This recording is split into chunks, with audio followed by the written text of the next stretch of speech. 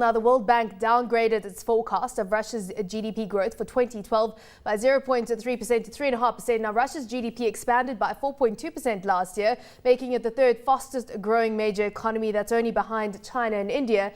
Trade between South Africa and Russia has passed the 300 million mark, and it's set to reach $1 billion in the next few years. That was $300 million mark. And of course, that is the target right now, commitment from Russia and South Africa. Let's delve into this. John Powell, director at the University of Stellenbosch Business School, joins me now. Thank you so much, John, for joining me. So, of course, looking at that growth rate projection from the World Bank, 3.5%, that would be the lowest in a decade and a half, excluding the crisis years of 1998 and 2009. So what are your thoughts on the growth we're seeing from this economy, of course, moving beyond the Soviet years for this key BRICS economy? Oh, good afternoon from a sunny Cape Town. Look, one of the problems with Russia is its population is shrinking, which is an unusual situation for such a buoyant economy. And if you think ahead to what the implications of that are, look at the perspectives of knowledge within an economy, because ultimately it's knowledge which drives the viability of an economy. So you've got a shrinking population, which is inevitably therefore getting older. So in one sense, you're retaining a lot of the knowledge of traditionally economic mechanisms, but what you're not doing is renewing that knowledge with the younger generation. So a lot of scenario planners look ahead at Russia, and they don't necessarily see very happy times ahead. I mean, just looking at the unemployment level, the lowest in 2 decades, 5.2% wage growth outpacing productivity gains.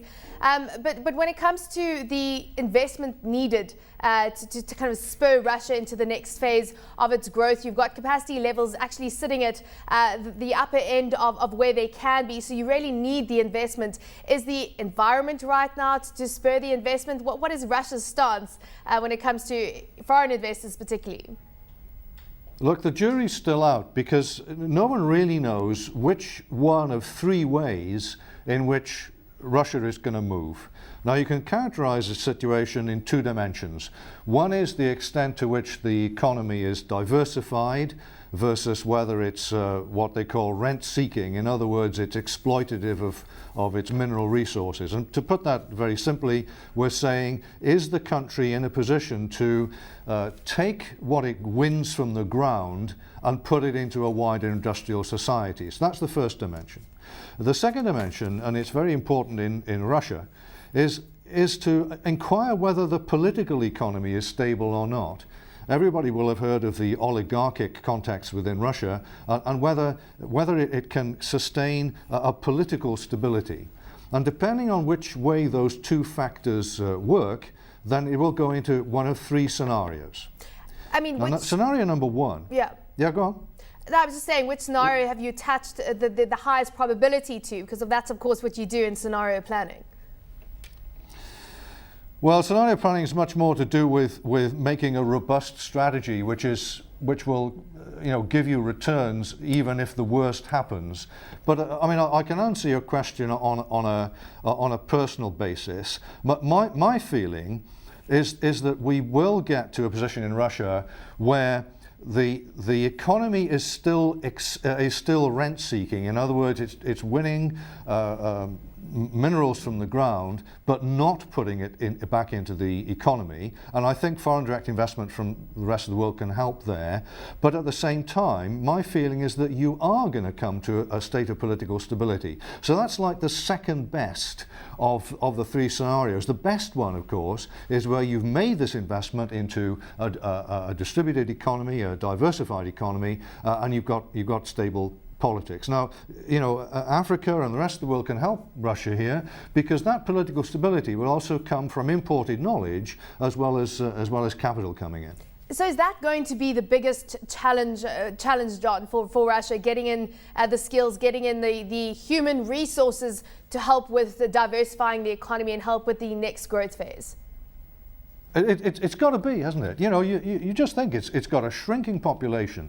Where's the new knowledge coming from? It's not coming from the cutting, thrusting new young entrepreneurs that one hopes will come out of Southern Africa. There aren't that many of them, and of course you've got this stultifying oligarchic perspective, which even drives out this ambition for a diversified economic wealth by putting it into pockets of richness, which of course one can also observe is an African problem as well. I mean, John, just talking about sunny SA, Russia is a world away from South Africa, very big cultural differences. You've got a very cold climate you have to contend with.